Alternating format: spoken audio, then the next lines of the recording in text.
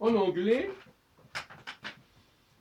nous avons plusieurs mots pour dire ce que nous, en français, nous disons avec un seul mot, c'est-à-dire je peux. Je peux, en anglais, c'est I can, mais aussi I may. Et pour certaines personnes, même en français, elles ne savent pas dans quel sens il faut prendre le mot je peux. L'autre jour, je discutais avec Valentin, et on a l'impression qu'il comprenait le verbe pouvoir au sens de ce qui m'est permis. Je peux discuter au sens de I may discuss. J'ai le droit.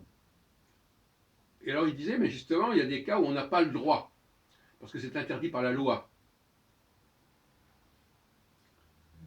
Et c'est dans le sens de je peux, I may, mais c'est pas dans le sens de je peux, I can. Et donc, apparemment, lui, il a une façon de penser, de comprendre le verbe pouvoir, plutôt dans le sens de est-ce que j'ai le droit de, et non pas est-ce que j'ai la possibilité de le faire, tout simplement. Alors, il distingue pas la possibilité et la permission. Et c'est embêtant. Et donc, finalement, dans un certain nombre de cas, il ne comprend le verbe pouvoir que comme dans le sens d'une permission.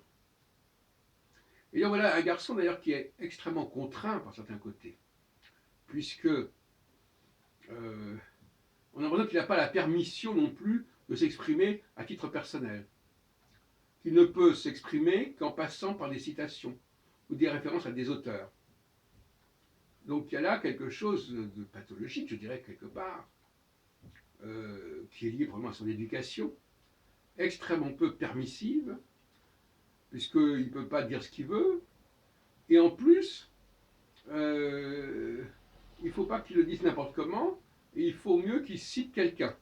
C'est pour ça que notre ami Valentin est tout le temps en train de citer tel et tel auteur qui a dit ceci, et moi je ne dis rien, moi je ne fais que citer.